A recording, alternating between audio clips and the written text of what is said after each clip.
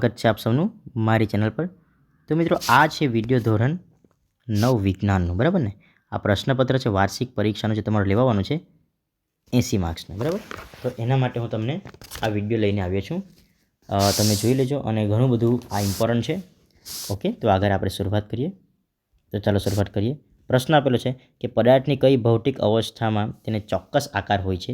તો એ તો આપણને ખબર જ છે કે ધન આકારમાં, બરાબર। પાણી એ ખાલી જગ્યા છે, તો પાણી એ શું છે? તો પાણી એ સંયોજન છે, બરાબર। નેક્સ્ટ જોઈએ, સમદળીય તત્વોમાં ખાલી જગ્યા હોય છે। સમદળીય તત્વોમાં શું હોય છે?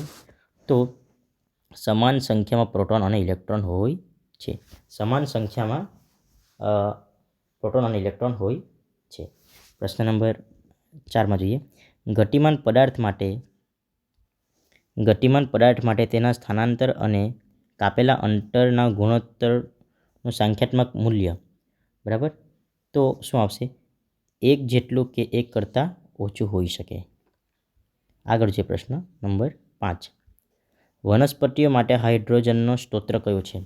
તો વનસ્પતિ માટે હાઇડ્રોજનનો સ્ત્રોત કયો છે? તો આપણને ખબર છે કે પાણી, બરાબર। આગળ જોઈએ, કાર્બોદિત સ્ત્રોત તરીકે તમે કયો વિકલ્પ પસંદ કરશો? કાર્બોદિત સ્ત્રોત તરીકે તમે કયો વિકલ્પ પસંદ કરશો? તો બટાટા અને ચોખા આવશે। આગળ જોઈએ, જમીન એ ખાલી જગ્યા છે। જમીન એ શું છે મિત્રો? તો જમીન એ મિશ્રણ છે, ઓકે, કેમ કે એમાં ઘણું બધું મિશ્રણ છે। ક્લોરોફોર્મ અને પાણીના મિશ્રણ ખાલી જગ્યા પદ્ધતિથી અલગ કરવામાં આવે છે। તો કઈ પદ્ધતિ અલગ કરવામાં આવે છે? તો ભિન્નકારક ગળવી। પાણીમાં H અને O દર કેટલો છે? તો 1:8, બરાબર। પ્રશ્ન નંબર 10 જોઈએ, M કોષમાં મહત્તમ ઇલેક્ટ્રોનની સંખ્યા કેટલી હોય છે? તો આવશે 18। 250 ન્યૂટન બળની અસર હેઠળ M-2 નો પ્રવેગ મળતી વસ્તુનો દર ખાલી જગ્યા કેજી હશે? તો આપણો જવાબ છે 50, બરાબર। 7,460 વોટ એ ખાલી જગ્યા HP કેટલું થશે મિત્રો? તો 10 આવશે, બરાબર। એક દ્રાવકમાં ઓગાળેલ જુદા જુદા દ્રાવ્યના અલગીકરણ માટે વર્ણલેખિકા પદ્ધતિ વપરાય છે। તો સાચું કે ખોટું? મિત્રો 13માં આવશે ખરું। સ્થાનાંતર હંમેશા ધન હોય છે, ઓકે, 14 આવશે ખોટું। જડત્વ આદિશ રાશિ છે, તો આમાં ખરું। સ્થિતિ ઉર્જા અને ગતિ ઉર્જાનો સરવાળો યાંત્રિક ઉર્જા કહે છે, તો આમાં આવશે ખરું, બરાબર ને। ફક્ત 14મું આમાં ખોટું છે। લાઇકેન કોની વચ્ચેનું સ્થાયી સહજીવન છે? તો ફૂગ અને નીલહરિત લીલ। ફૂગ અને નીલહરિત લીલ, ઓકે। 0.2 મોલ ઓક્સિજન પરમાણુનો દર કેટલો થશે? તો એમાં આન્સર આવશે 3.2 ગ્રામ। 3.2 ગ્રામ। આપેલ આકૃતિને ઓળખવાનું છે, તો આ કઈ આકૃતિ છે? તો પ્રાણીકોષની આકૃતિ છે। આ કઈ છે? તો પ્રાણીકોષ, બરાબર,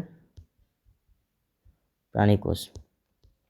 જ્યારે કોઈ પદાર્થ નિયમિત ગતિ કરતો હોય ત્યારે તેનો ગતિપથ કેવો, બરાબર ને? ત્યારે આપણે શું જોવાનું છે? તેનો ગતિપથ જોવાનું છે। ગતિપથ કેવો દેખાશે? તો સુરેખ દેખાશે। શું દેખાશે? સુરેખ દેખાશે, બરાબર ને? ભૂમિનું ક્ષરણ એટલે શું? ઓકે, ભૂમિનું ક્ષરણ એટલે શું? તો તીવ્ર પવન અને ઝડપથી વહેતા પાણી દ્વારા ભૂમિના ઉપરના સ્તરનું દૂર થવાથી ક્રિયાને ભૂમિનું ક્ષરણ કહેવાય છે, ઓકે। પ્રોટીનના સ્ત્રોત તરીકે ઉપયોગી વનસ્પતિ તો શું આવશે? ચણા, વટાણા, અડદ, મગ, તુવેર, મસૂર વગેરે વગેરે।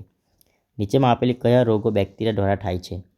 તો આમાં આવશે પહેલાં તો કોલેરા, પછી આવશે ટાઇફોઇડ, પછી આવશે ક્ષય, TB, બરાબર, વગેરે વગેરે। નેક્સ્ટ જોઈએ, યોગ્ય જોડકા જોડો। કોલેરા શાનાથી થાય? તો આવશે નાનું આંતરડુંમાં। ક્ષય ક્યાં થાય છે મિત્રો? તો આ ફેફસામાં, ઓકે। આગળ જોઈએ, વિભાગ બી જોઈ લઈએ શું આપેલું છે આપણને। પ્રશ્ન નંબર 25, બરાબર ને? તો આ મિત્રો આપણને આપેલું છે. તો આ પ્રશ્નના કોઈ પણ 9 પ્રશ્નોના જવાબ લખવાનો છે. દરેકના 2 ગુણ છે. તેથી અહીં તમને બતાવવામાં આવેલું નથી કે લાંબુ લખવાનું છે. બરાબર ને? ઓકે, તે પ્રમાણે તમે સવાલ જોઈ શકો. પ્રશ્ન નંબર 32 આપણે જોઈએ કે એક વસ્તુમાં 4 સેકન્ડમાં 16 મીટર અંતર કાપે, ત્યારબાદ 2 સેકન્ડમાં બીજું 16 મીટર અંતર કાપે, તો આ વસ્તુની સરેરાશ ઝડપ કેટલી હશે? તમે ગણી લેજો. હું તમને આન્સર બતાવી દઉં છું. 5.33 મીટર પર સેકન્ડ. ઓકે મિત્રો, દાખલો ગણી લો, પણ અહીંયાથી જવાબ ડાયરેક્ટ કહી દઉં છું. બરાબર ને? હવે આપણે 34 જોઈએ. એક કાગળની શીટ, એમાં તમે જોઈ લો. આ મિત્રો આ બધા સવાલના જવાબ છે. તમે આ જોઈ લેજો. બરાબર ને? તો આ દાખલા ગણીને, કેમ કે IMP છે, આ મારી પરીક્ષામાંથી ગમે તે પૂછાઈ શકે છે. Thank you.